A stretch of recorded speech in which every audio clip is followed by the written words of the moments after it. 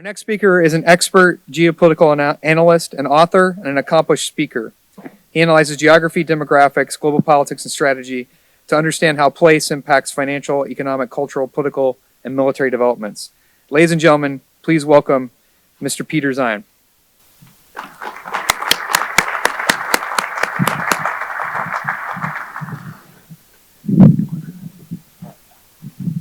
Other side? Okay. Hey, everybody. Short version. General Miley's right. Here it is. The advent of the transition from the musket to the rifle was part of the Industrial Revolution. It changed everything, but it didn't just bring us a different kind of warfare, it brought us a different kind of system. Gasoline, concrete, steel, railroads, fertilizer, electricity. The world we know. But there's nothing that says that progress is one way. History is replete with examples of cultures, people, regions going the other direction. We are on the verge of something fundamentally different right now, yes. But a lot of it looks more like the world before 1945 than the world of the future. So with that, the 10 most terrifying words in the English language. I am an economist and I have a PowerPoint deck. Let's start by talking about how we got to right here. This graphic this is my life. First, the flags. At the end of World War II, we changed the world worked. Everything about it. It used to be we had sequestered imperial systems that would trade only within their own networks. Because if somebody threw a war, even if you weren't invited, it could disrupt your supply chain. So you kept everything in-house, and you fought to keep it in-house and expand your house. That eventually culminated in World War II, which tore the entire system down. So we, at the end of the war, changed everything. We used our Navy to patrol the global ocean so that anyone could go anywhere at any time, participate in any supply chain, access any raw material, build any product, sell into any market, and none of it would any longer require a military escort. That's globalization, that's free trade, that's the world we know. But there was one catch that we insisted upon. You had to line up shoulder to shoulder, not behind us, not with us, in front of us, to absorb the ammo that might come in from the Soviet Union. We bribed up an alliance to fight the Cold War, and it worked. But the Cold War ended 30 years ago. And in the last 8 presidential elections, we chose the guy who had no interest in maintaining that system. The one exception is this most recent election where globalists didn't even have a horse in the race. That's not an aberration. That's a pattern. Culturally, the Americans are done. That's piece 1. Piece 2 are these graphics. Now, these are demographic profiles. Children at the bottom, young adults, mature adults, retirees at the top, men on one side, women on the other. Mortality tends to build it into a pyramid. Now, this is Canada in 1965, and this is what most of the world looked like until then. Lots of children, few retirees. And that shapes the economic model that a country can use. Because when you have a lot of people down here, it's all about what you buy. You're raising kids, you're going to college, you're buying cars and homes. Very consumption heavy. But young workers are relatively unskilled. They can't produce enough to sustain their consumption habits. So it's low capital because all the money comes from the mature adults. It's high consumption. They tend to import to make up the difference. But the Industrial Revolution, remember, after World War II, global stability meant that everyone could play. People moved off the farm. People moved into town. On the farm, kids are free labor. They're a source of money. When you live in town, especially if you're in an apartment or a condo, kids are just really loud, annoying pieces of furniture that take money. So you have fewer of them. You play that forward 60 years and you get something more like Canada today. Not a lot of young people, not a lot of consumption, not a lot of unskilled workers. But a big bulge here in the 50s and early 60s. Folks that literally have decades of work experience.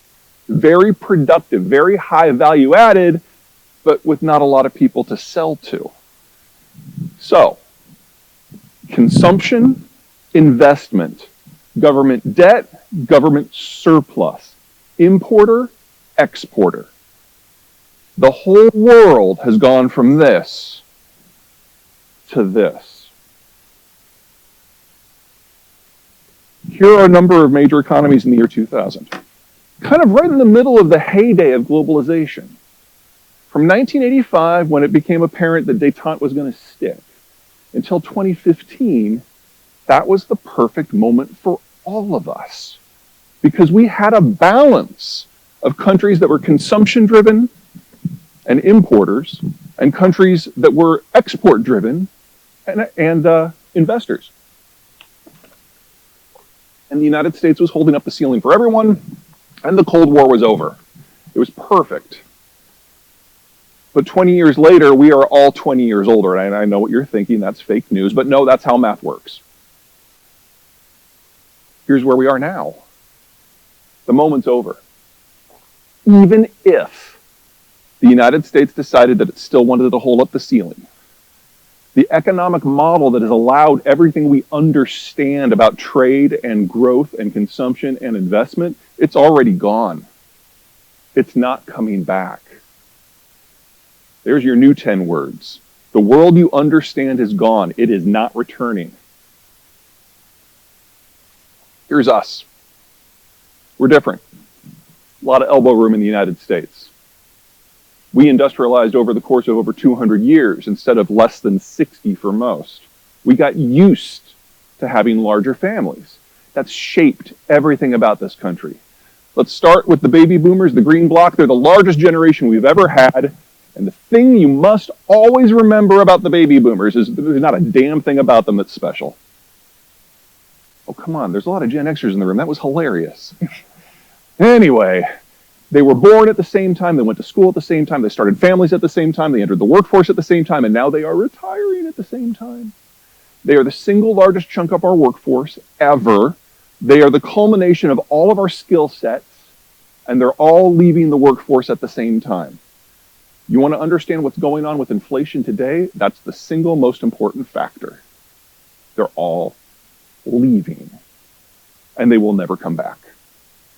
Gen X, that's my generation. We're a little bitter because we've always been outnumbered. We always will be outnumbered. We will not ever be the largest demographic in the country. We have always known that the baby boomers will absorb most of the social spending capacity of this country, and we have always known that the millennials will support them, because if the millennials don't support the boomers with Medicare and Medicaid and the rest, that means that the boomers will have to move in with their kids, and from the millennials' point of view, that is a one-way relationship. Not going to happen. Now, the millennials, large generation, that is true. They are filling out the ranks of the labor force in a way the Gen X never could. But they face a challenge. Half of them match the stereotypes.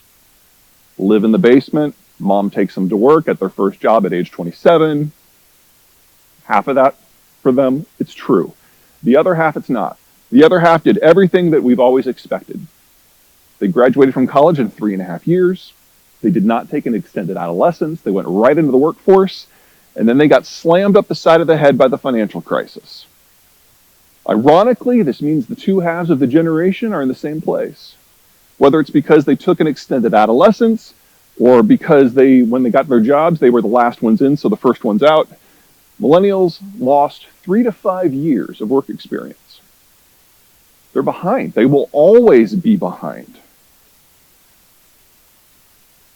For our labor force to get back to where it was in 2019, we have to wait for the millennials, a large generation, to have kids, and for those kids to enter the workforce. That'll happen in 2045. And then finally, the Zoomers, which are Gen X's kids, smallest generation ever in American history. General Funk's right, there's a recruiting problem, but oh my God, look what's coming. And unlike the millennials, who are social and who are team-oriented, the Zoomers were raised by Gen X. Gen X told them there will be no break. The government will take everything I have. There will be no inheritance. If you want to succeed, you have to be better than everyone. They are antisocial. Their idea of a dream job is to work in a locked closet coding. Think of it with their fiction. With the millennials, it's Harry Potter. You have a wand, you fly around on a broom, you play some weird-ass three-dimensional version of soccer, and at the end of the day, with the confrontation with the big bad, you don't win because you're smarter or because you worked harder. You win because of who you are. Blah. Then there's the Zoomers. Hunger Games. You too. There's a plastic spoon. Fight to the death using that and only that, and the winner gets lunch. This is not the sort of group that is easy to recruit for anyone who's not in software. But it's nothing compared to what our rivals have to deal with. Oh my God. So here's China in 1950. This little blob here at the bottom, that's what happens when foreign troops stop rampaging through your village. You have a birth boom. 30 years later, this is the demographic structure that terrified Mao Zedong. He was afraid that a young, growing generation of Chinese were literally going to eat the country alive. His solution? A one-child policy. 20 years after that, this is the demographic structure that scares Americans. We see a bottomless supply of young Chinese workers who are taking everybody's manufacturing jobs. This is also the demographic structure that excites the Chinese Politburo, because they see it as a bottomless supply of young Chinese consumers remaking global norms. We're both right. We were both right, past tense, because this is 20 years ago. Here's China today. Now, this is according to data from January of 2020. At that point, China was already the fastest aging society in human history, and it was aging towards oblivion at a rate we couldn't even consider possible until 10 years ago. According to this data, China by the year 2100 will have less than half the population it has today. Since then, the Chinese have started releasing bits and pieces out of their 10-year census. They now believe that they've overcounted their population in excess of 100 million people. The best guess that we have from what they have chosen to share is that the yellow bars don't even exist. If this is true, China's population will drop by half by 2050. Most of us are going to live to see the end of the Han ethnicity, much less the People's Republic. The question is, how does it go out? That's only one reason I'm really not bullish about the Chinese system. Now, this is completely overcomplicated graphic is global oil flows. The thicker the bar, the more oil that is going on the tanker route. The one that matters of course, is right here. The Chinese import over 80% of their oil needs, and about 85% of that comes from the Persian Gulf. It is the single most exposed trade route on the planet. Now, the Chinese do have a lot of ships. Most of them would fit on this stage. They're itty-bitty. Only about 10% of the Chinese ships can actually sail more than 1,000 miles from a friendly port, and the Chinese have no friendly ports outside of the PRC, which means they can't patrol that trade route. In the case of a war, a real war, the countries that have the capacity to destroy China as a modern industrialized country include, but are not limited to, India, Singapore, Thailand, Malaysia, Indonesia, Australia, Taiwan, the United States, and Japan. You put 2 destroyers in the Indian Ocean, 3 months later, the trucks stop running, 6 months later, the lights go out, and a year after that, they lose 500 million people from famine. The Chinese are utterly dependent on the world that the United States maintains in a globalized fashion. We go home, it ends.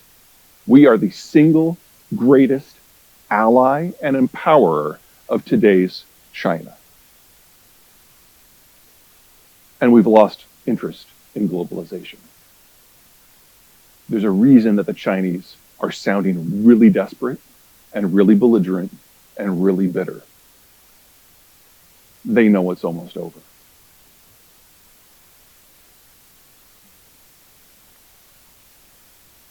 To give you an idea of just how vulnerable. The Aussies, great friends, great allies, right?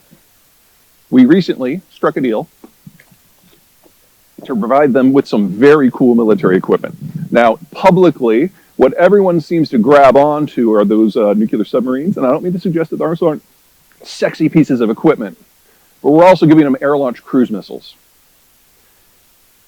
Maximum range of the existing Australian fighter bomber fleet with these cruise missiles can reach here.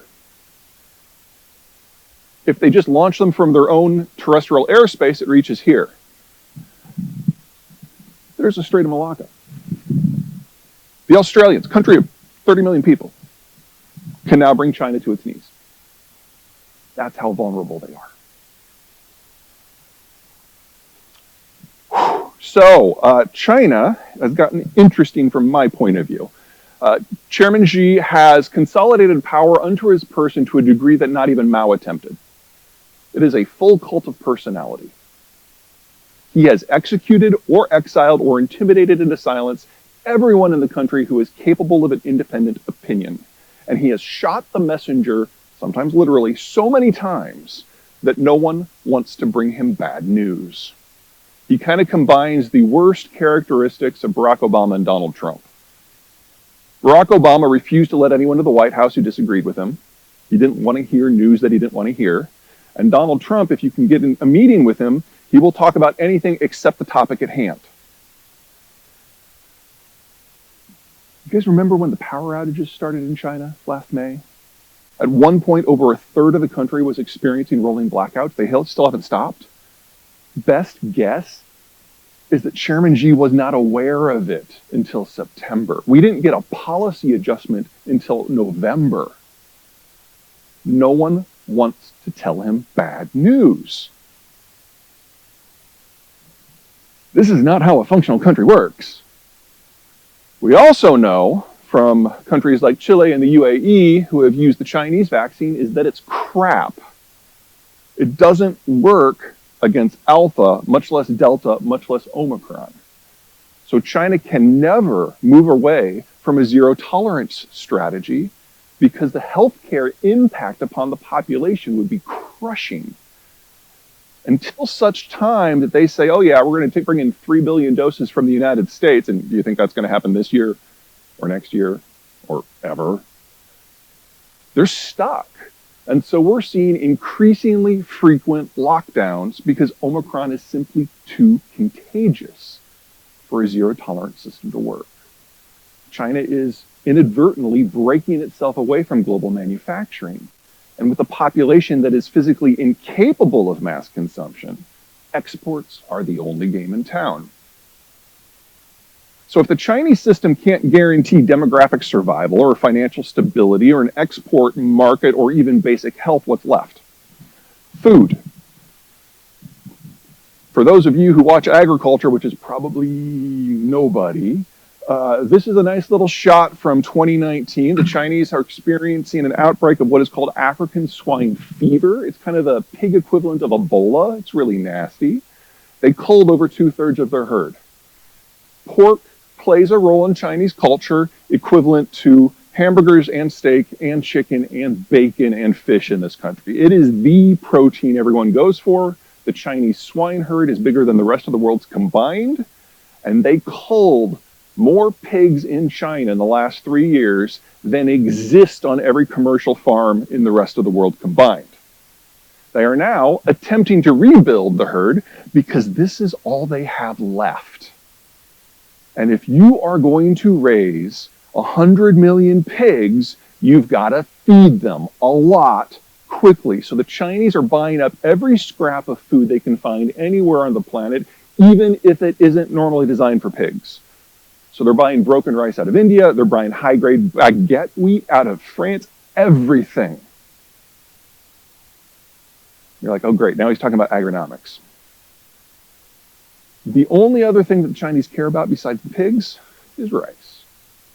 They know that they're a food unstable country, and they are terrified that the bottom's falling out of that too. So they have recently criminalized the export of phosphate-based fertilizers. Hold on to that, phosphate-based fertilizers. We'll come back to that. Energy investment.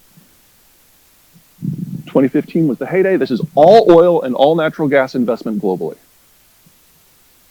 It's less than half of what it used to be.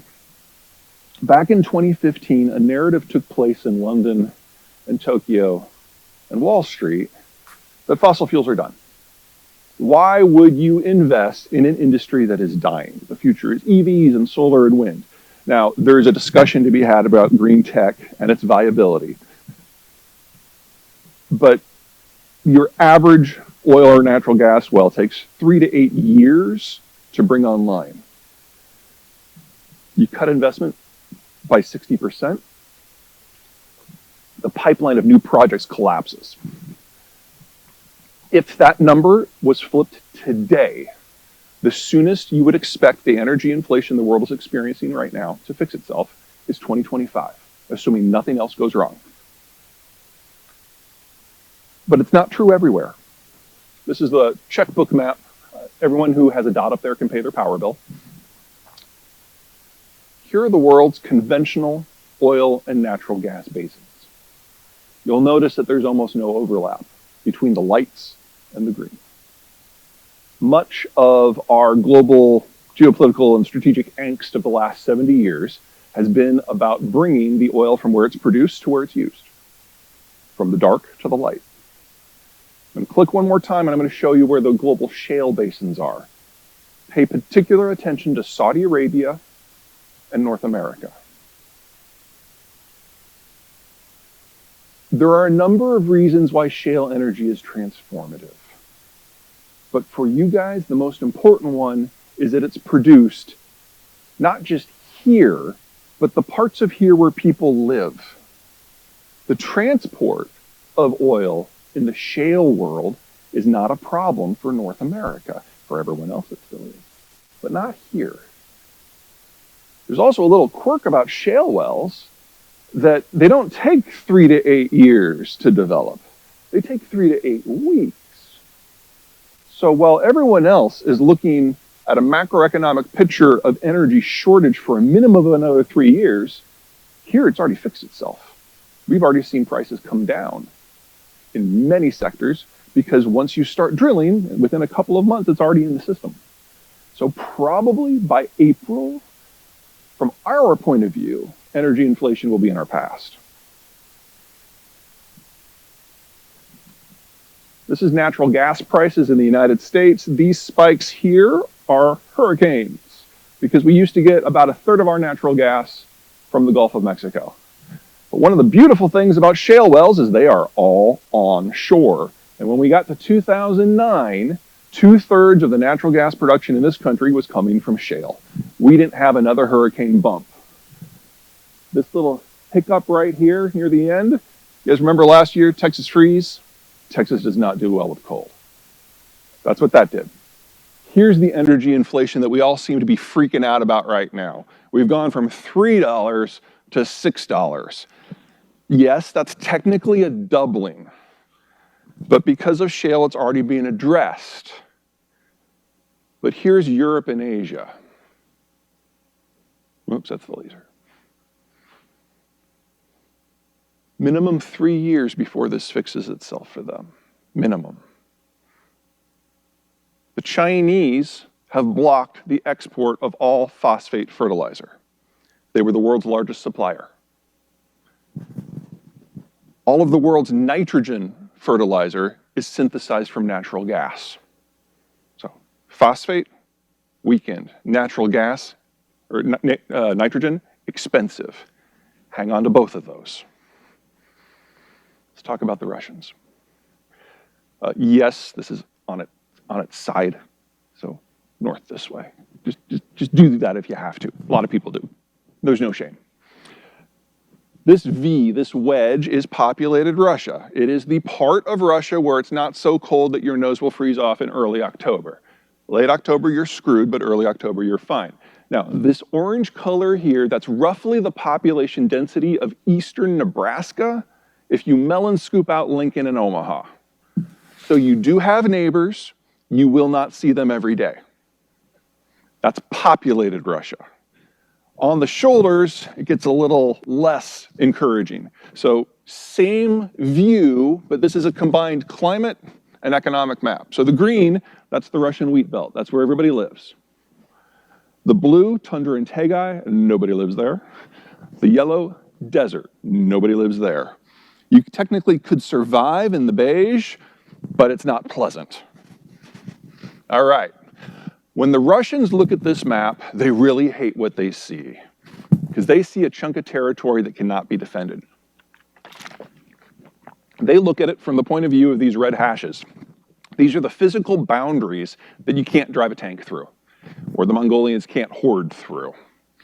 From the Russian point of view, the only way that they can get security is if they can put permanent massed formations in these corridors, the access points to the Russian heartland. When the Soviet Union existed, they controlled all 9 of those access points. It was the most secure the Russian ethnicity had ever been in its existence. When the Soviet Union collapsed and we were left with rump Russia, they went from 9 to 1. In 2007, when the Russians invaded Georgia, they went from 1 to 2. In 2014, when they took Crimea, they went from 2 to 3.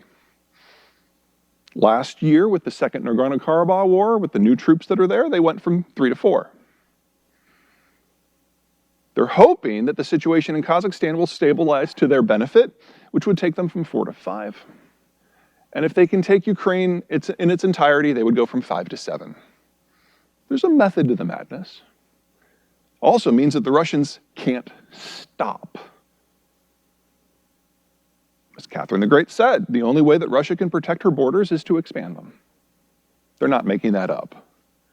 Does that mean they're going to do it this time around? I have no idea. This is hardly the first time since 2014 that the Russians have chosen to put 100,000 troops on Ukraine's borders to dick with them. Could be, but there's nothing to guarantee it. The reason that they haven't moved is because time is really not on their side. Oh yeah, do we have anyone from Texas? Yeah, it's not as big as you think. Time is not on their side. This is the Russian demography, and we're assuming here that the Russians are not lying about the numbers, and they lie about all their numbers. So, this bulge down here probably is not as big as it looks, because back in 2014, they just found 8 million children that they didn't have in the previous year's census. So, but here's the part that really matters. This is the generation that was born in the 1990s and early 2000s. The Cold War collapse. That's draftable age. Yes, the Russians can probably take the country with 130,000 troops, take Ukraine, but they can't hold it. You guys know that from the experience in Iraq and Afghanistan. Occupying's not easy when the population doesn't want you there. It's a country of 45 million people. That's Iraq plus Afghanistan.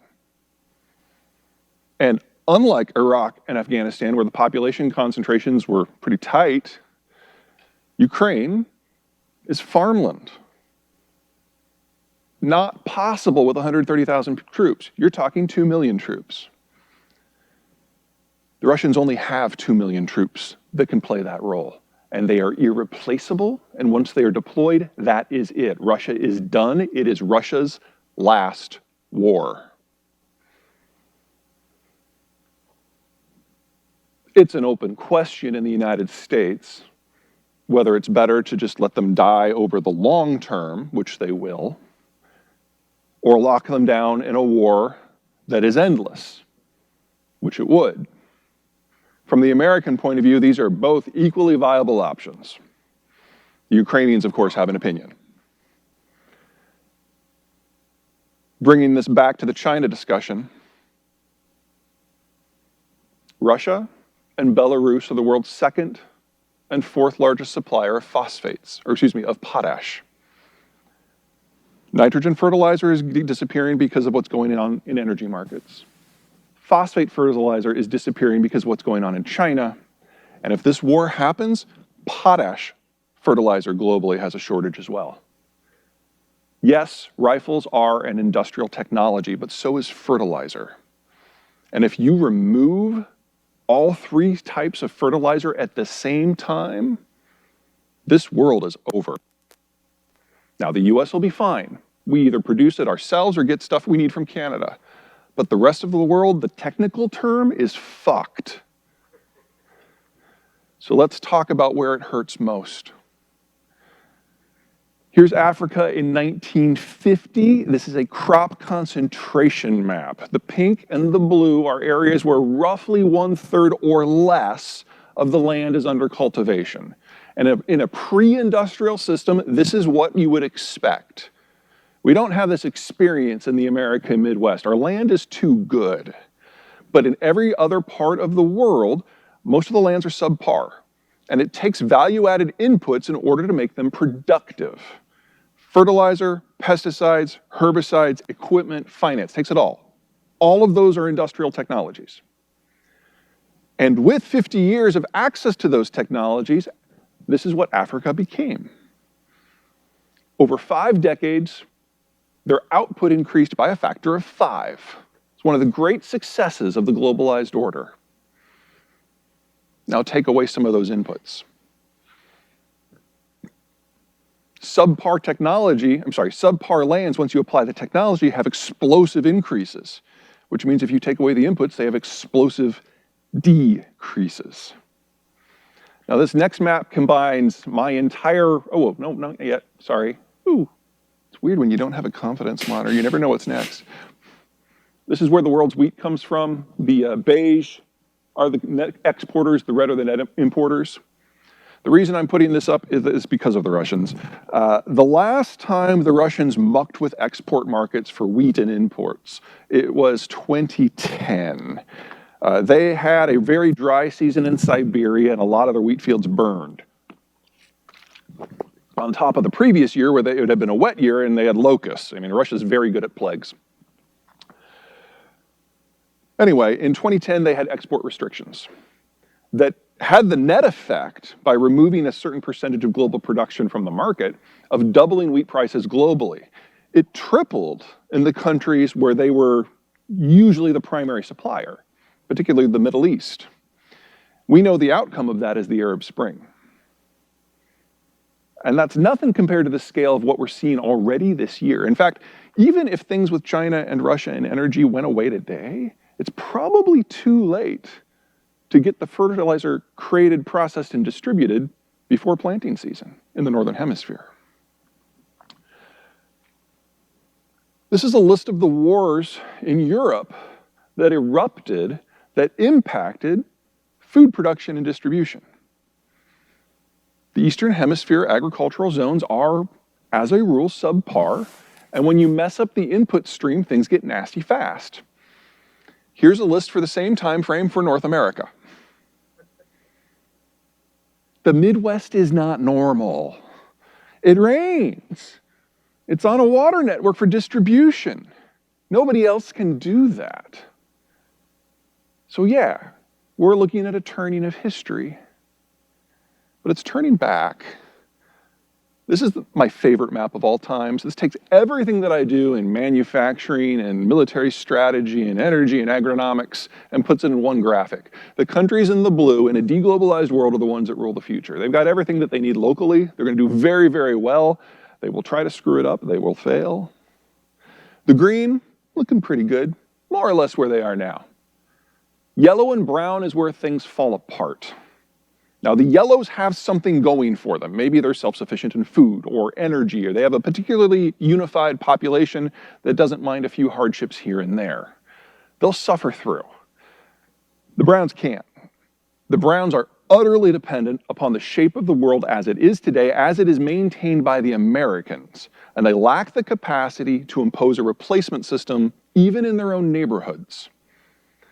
And then the reds are the failed states. So if you don't know their names, don't bother learning them.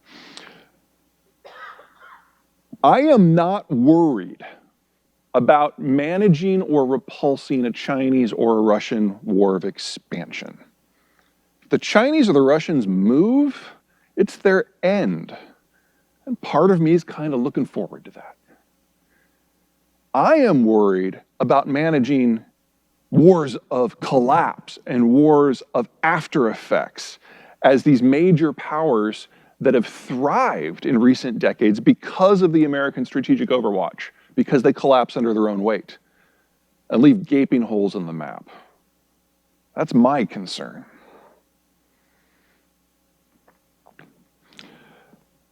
And for you guys, I would be looking for your next conflict maybe a little closer to home. Now, here's the Mexican demography. It is one of the healthiest in the world.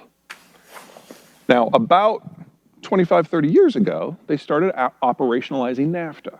And for the first time, Mexico started to really industrialize, and people moved off the farm into towns to take the manufacturing jobs. So it has dropped down, but it's not nearly as steep as almost every other country in the world. It is facing some degree of population collapse this century.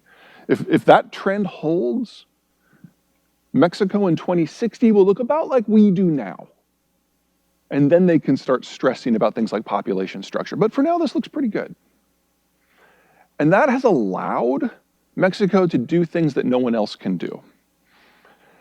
This is an export graphic. Everything on this side is what Peru exports, and everything on this side is where it goes.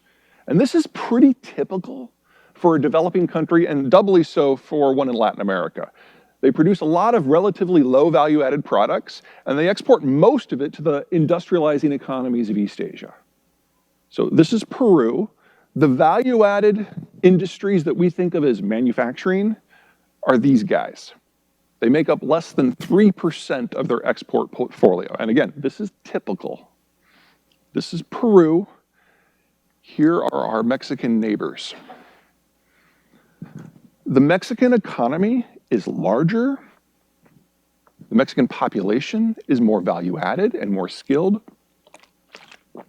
And the Mexican export portfolio is more advanced than the entirety of Central Europe. Mexico is the only country on the planet we need from an economic point of view. It's the only one we can't turn our backs on from an economic point of view. Think of Donald Trump. Think of what he said during his campaign the first time around about Mexico. Some very not nice things, I might add. Within a year, even he realized just how critical the relationship was. And the result, among other things, was NAFTA 2, and the friendliest bilateral relationship we have had with Mexico since its foundation as a republic in the 1800s. There are a lot of things about Donald Trump that I'm just like, oh, but wow, he was dead on that one. Which means that we need to pay attention to Mexico in a way we have not. This is the Mexican population structure. This is just a flat out population density map. Take a look at Texas. And this is broadly what we think of in the United States when we think of normal. You have a dense population center surrounded by suburbs and then speckles of small towns beyond that. Why? Because it freaking rains in America. You can have small towns because that's where the farms base. But look at Mexico.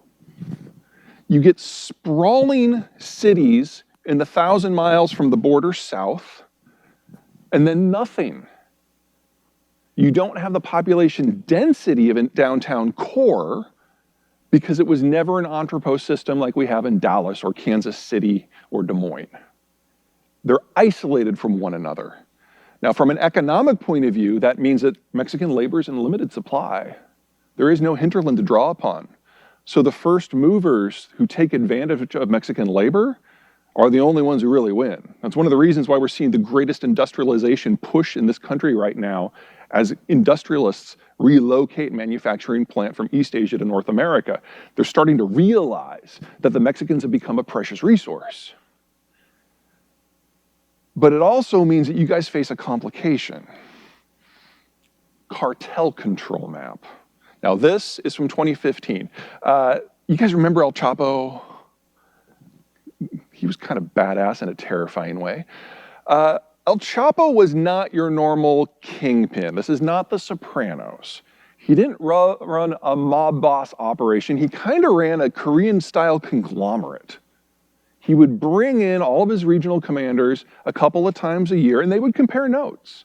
And he would lay down a few basic laws. You know, don't engage in petty crime, don't steal widowers' pension checks, don't mug people. We are drug smugglers. Focus on our core competency. And if you want to branch out, you have to clear it with me first. So people would come in and say, well, what about methamphetamines? He's like, well, what about methamphetamines? He's like, well, you know, we can get this from this and this from this, and we can run along the same routes to the same distributors in the United States. Approved. What about cocaine? He's like, we can't grow cocaine. Oh, but with a grant from USAID, we could do hybridization. We can probably grow some in Sinaloa. Approved. That's how he ran the place. So in 2016, he became our wanted #1, and we got him. And then he got away, and then we got him again, and now he's in prison forever. Removing that personality, the manager, the guy who saw drug smuggling as a business and not as warfare, changed the map. And here's where we are now. The Sinaloa was the orange. The blue is Jalisco New Generation. They used to be the enforcers for Sinaloa, and after El Chapo fell, they went into business for themselves. They see the drug business as a war. They see intimidation and mass murder as an end and not just as a means to one. Now, this would be bad for any number of reasons. You guys hear about the avocado ban that's in the country right now? That's Sinaloa, that's Jalisco New Generation. They've expanded into parallel industries, agriculture, transport, tourism, local government, and they are the single biggest organized crime group in the world right now. But their presence north of the border is almost non-existent. But here are the plazas. You'll notice that they are now all split authority. Jalisco New Generation is challenging each pre-existing crime structure to get control of the plazas. American strategic policy on the drug war has kind of an echo of American strategic policy on Afghanistan. When we were in Afghanistan, if we saw two jihadist groups going at it, green on green action, we'd let them go. Not a problem for us. That's kind of how we've thought of the cartel wars. But if Jalisco New Generation gets control of a plaza, today Sinaloa, El Chapo's group, is the single largest crime group in the United States. Single largest. If Jalisco New Generation brings the Mexican drug war north of the border, we have a very different problem. And it's not a problem that law enforcement on this side of the border can solve. So whether you're looking at this from a demographic point of view, a drug point of view, a civil authority point of view, a strategic point of view, this is your next war. We haven't thought about how to fight it yet.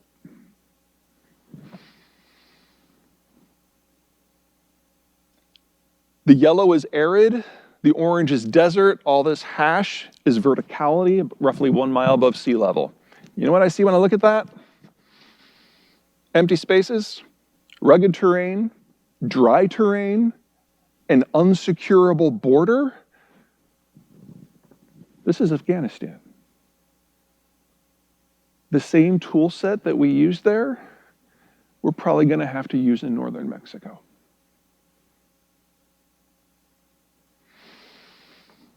Okay, let's close out with some thoughts we can all agree on. Let's talk about politics. I think it's important to understand the field. So this is a simple 2x2 matrix that everyone falls on. So if you're over on this hard left side, you're an economic liberal, you believe that the government should increase the tax take to achieve some sort of goal, probably redistribution minded.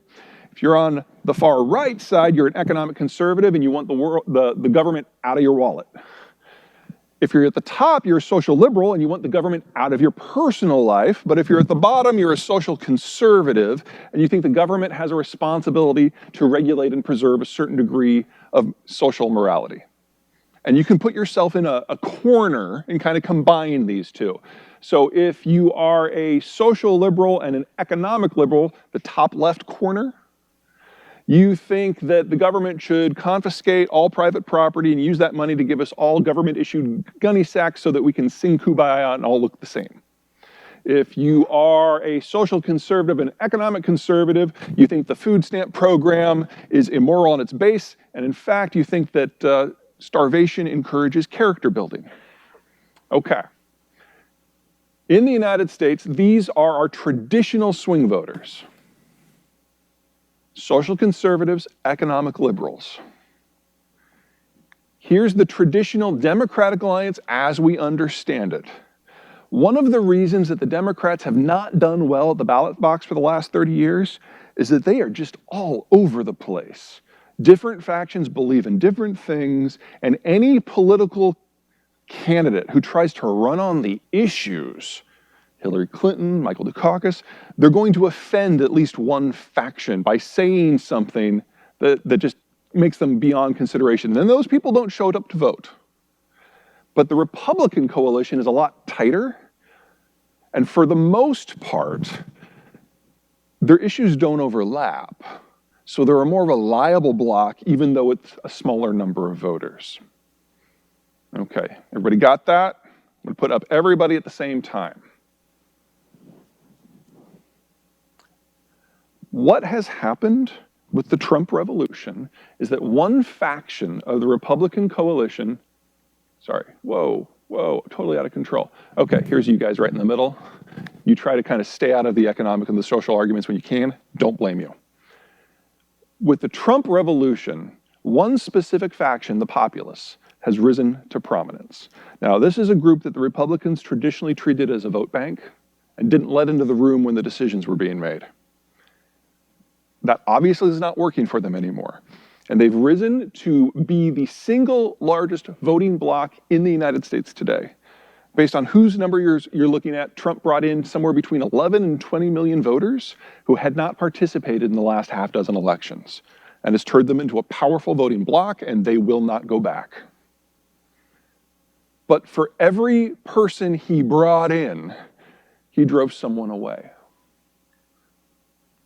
The business community clashed with Donald Trump for any number of reasons. The fiscal conservatives hate his budget policy, and the national security community had the annoying tendency of telling him when he was wrong. As a result, he melon-scooped these three factions out of the Republican Party.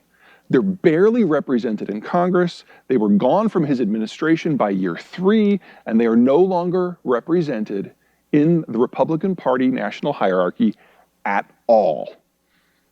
2 weeks ago Friday, this boiled up into public mind when the Republican National Committee condemned and expelled Kissinger and Cheney from the party properly. And the response from Congress was thin.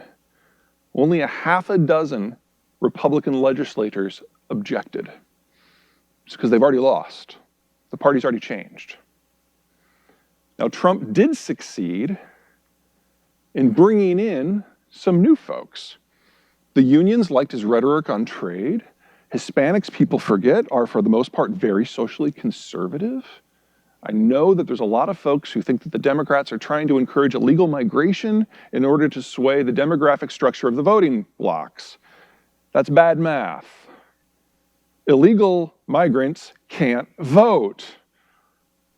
And Hispanic Americans who are born here, second generation on, are far more likely to vote social conservative, AKA Republican, than Democrat. And then the Catholics kind of split down the middle, but half of them basically became evangelicals under Trump, my mother among them. This is today's Republican coalition.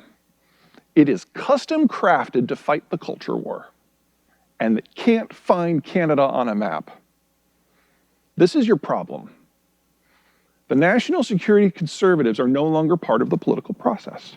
And I'm not saying that you have to choose to become Democrats or Republicans. I mean, we go through this kind of shakeup every 30 or 50 years or so. This is the 7th time we've done it. We'll get through it. I'm not worried about that. The process is ugly and it's loud because we're Americans, and that's just how we are. But it does mean that here we are at the intersection of major secular and structural forces, turning the world into something we've alternatively never seen before, and maybe have seen a little bit in the distant past, making something fundamentally new. And the military is not part of the conversation. That's a difficult place to be. And you're trying to transform the force, and you're trying to recover and learn from 20 years of military occupations all at the same time. That's hard. In the business world, we call this bleh. Everyone is wrestling with some version of this right now, but very few groups have as much on the line as you do. So the challenge for you looking forward, with either the Biden administration or whatever ultimately displaces it, is to find a voice. And that is going to be difficult because there's something that Americans have refused to do since 1989 that now you need to do for us. We've refused to have an open, honest conversation with ourselves about what sort of world we want to see. And that's just left you guys flailing. Because if you don't know what the goal is, you don't know how to get there. So if you've got a vision, for God's sakes, talk about it, write it down, and present it to other people. I don't care who your political contexts are. Left, right, center, far left, far right, doesn't matter at this point. The United States today, while we're in this transitional period, they usually last 8 to 12 years, we're in year 6. While we are in this process, we cannot have a conversation in the civilian world about foreign policy that matters. We're too drowned out with the noises of the transition as the factions rise and fall and jump ship. You are the only community who can read a map. The business community is out. There are only actually 2 little parts of the business community that are internationalized.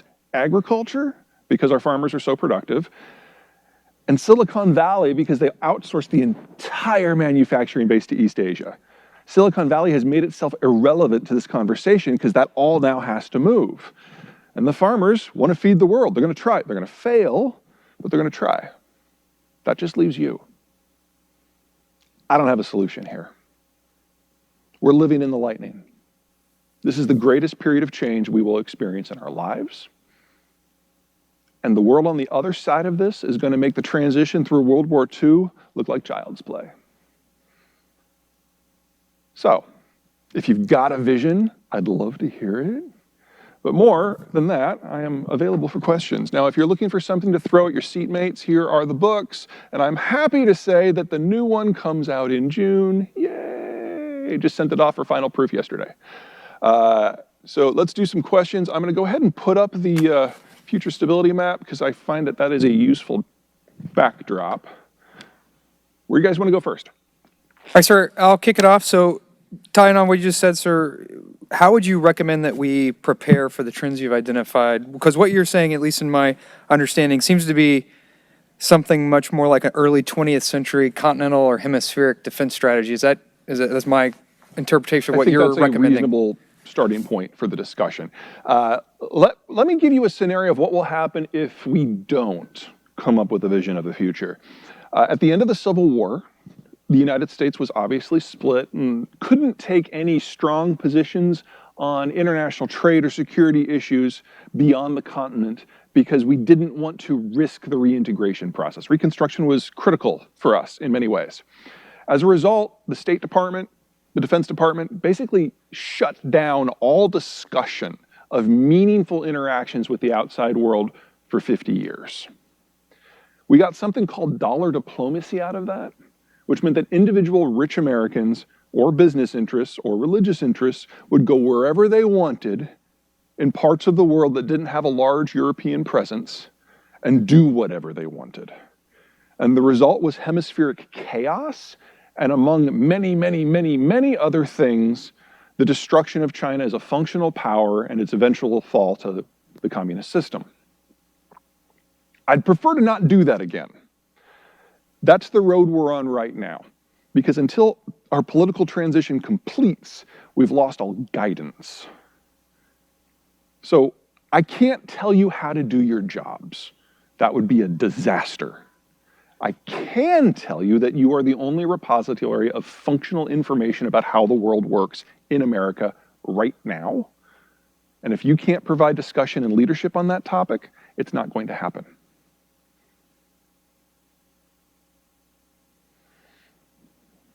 Any questions from in the room? Yes, sir. Get the mic down here. Can you hear me? Hey, thanks. That was fascinating. My name's Ian Sullivan. I'm the senior advisor for analysis at TradeOx G2. So I'm an Intel guy, and I spend much of my time doing what you do. My kind of person. In some ways, but I come at it from a different perspective. Obviously, I don't start with economics. I factor economics into it. I suppose I start on the hard power end in most cases, as you know, that's my job. But we do, of course, think long and hard about what we call DIME, from the basic, right, diplomatic, intelligence, military, economics. My concern or my thoughts, and I'd be curious as your thoughts on this. You spent a really good amount of time walking out the economic factors, but I'd be interested to hear a little bit more about your views on the interrelationship between the other DIME elements, because I see this map that you put out in front of me, and I actually see it a little differently, I suppose. I see some of the actors, China, for example, perhaps thinking, at least from a diplomatic perspective, that they have some answers to the questions or the problems that you put out here. I don't think if you talk to Beijing, they believe that economics are necessarily destiny, and I do believe that in some cases they think that they have some economic answers and perhaps a system that they think could reorder the world differently. So the reason I would be concerned about instability is perhaps more focused on the people end of things, the ability to act or the desire to act to shake this up so that economics would not become destiny. So I'd be just curious to hear about your take on how the four elements of national power would actually interrelate in this sense, if that makes sense. Let me start by saying that it's not just economics. Economics itself is an outgrowth of demography and geography. The American geography has the greater Midwest, has the greater Mississippi system, lowest cost food production and transport system in the world, ocean moats, so any defense force that we are going to build is going to be primarily outward based rather than inwardly based. That's kind of the basis of American power from my point of view. China's the opposite. China's land is low quality. They don't have an internal transport system except for in regions that they're concerned are secessionist. And then they are surrounded by a belt of useless lands that they can't really patrol effectively. And because of the first island chain, they can't project power out except now when the United States has put everybody on the same side with globalization. So I see the overall geographic underpinnings of Chinese power being completely resting upon the United States nullifying their geographic disadvantages. And so the idea that if the Chinese think that they can move beyond economics as the basis for power, they really do have nothing left. I mean, the Chinese ethnicity, the Han, have been there for over 3,000 years, but they've only been able to be a united entity that is relatively secure in their borders for about 10% of that time, and half of that is under the American-led order. So if we remove economics from the equation, this ends a lot faster.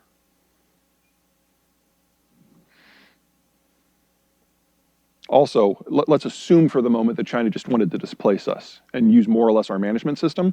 They don't have the naval forces to get past the first island chain, much less secure the Persian Gulf energy routes. And let's assume that they could. Do you really think that, like the United States, they're going to fight wars in the Middle East so that their allies can access oil?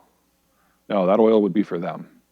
So the guns and butter trade that we made with the world, they are not capable of doing. Hey, sir, Scott McKean down here. Great presentation, thank you. So if the Chinese were to take your assertions as that's their view, and they see that as well, what have you seen there? I mean, what are you forecasting their actions to mitigate that? I'd actually argue they've already done it, and that's one of the reasons why Xi has gone to the cult of personality management of government.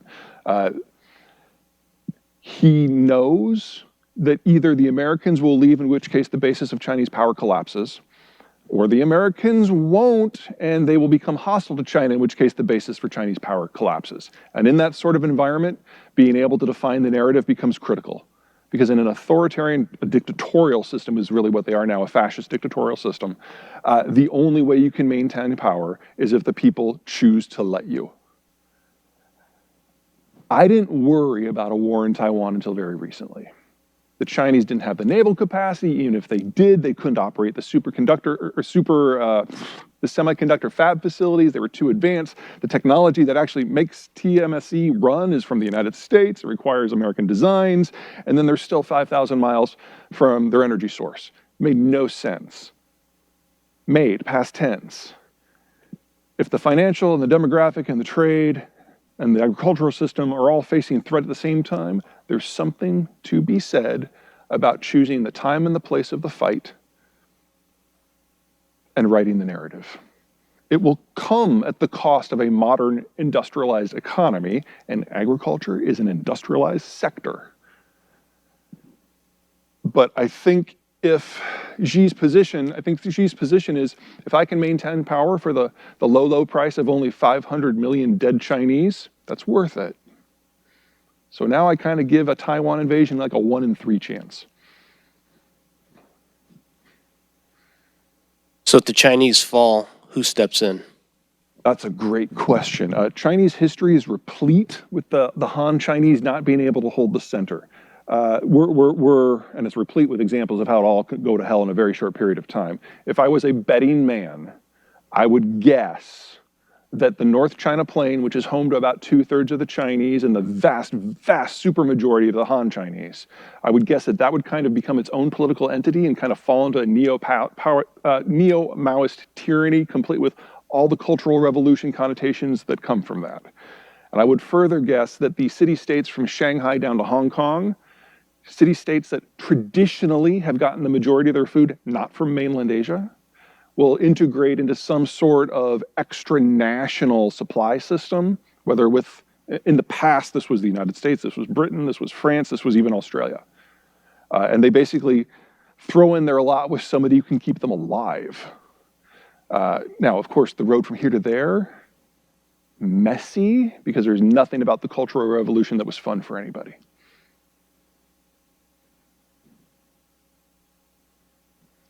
So we have an online question on Chinese demographics. So do you see any China's demographics have a distinct male-female imbalance? Oh, do you see huge. a significant security risk to this imbalance in their population? Sure. So they haven't released sex data with the new decade census yet. So we really don't know that picture, but we can project. Because in the January 2000 data, there was a sex imbalance of 5 to 20%. Province by province, 5 being the low, 20 being the high. So they probably have about, according to that data, about 95 million more men aged 40 and under than women. The supposition with the new census data is they probably overcounted the women by about 20 to 25%. So we're just talking a massive surplus of men over women, which is part of the reasons why we're looking at such a fast population collapse. Now, I'm familiar with the argument that if you've got all these extra men and there just aren't enough women locally and there's not enough women in any of the bordering countries to make up the difference, that it might make sense to throw them at someone. I've always found that argument a little dubious.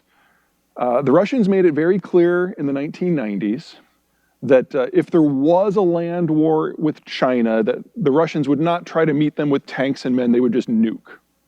So Siberia's off. Kazakhstan, what does the winner get? Not a big gain there. You can't go southwest into India because of the Himalayas. That leaves Vietnam. And when the Chinese last did that in 1979, the Vietnamese treated them with the same gentle welcoming that they treated us. So, you know, that's recent memory for the Chinese. There's nowhere to go. I mean, if they could make a land bridge by holding hands to get to Taipei, maybe, but no. So this is an internal security threat, not an external one. And, you know, there's all kinds of studies that have been done about what happens when you have literally tens of millions of extra frustrated men that can't do anything in your system. That is a system killer. Yes, sir. Thank you, sir. The rising stars you show up there, particularly Turkey, Sure.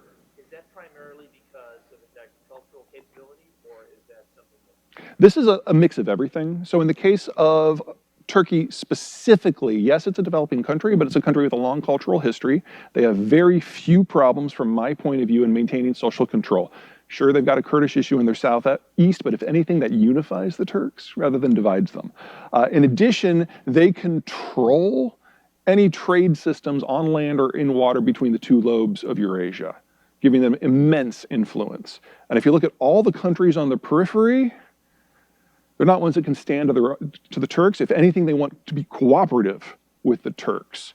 So they've got all the energy they need within arm's reach. Their agricultural system is self-sufficient. Their agricultural input system is self-sufficient. And courtesy of on-again, off-again cooperation with the Europeans, their manufacturing system is nearly as good as Mexico's. So they're a country in a post-globalized world that can stand on their own and expand their writ.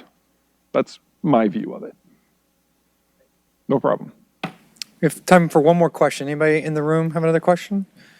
All right, sir. Online question related to your previous comments. Do you see the Russia-Chinese alliance as any sort of threat or an ability for them to overcome their demographic or economic problems?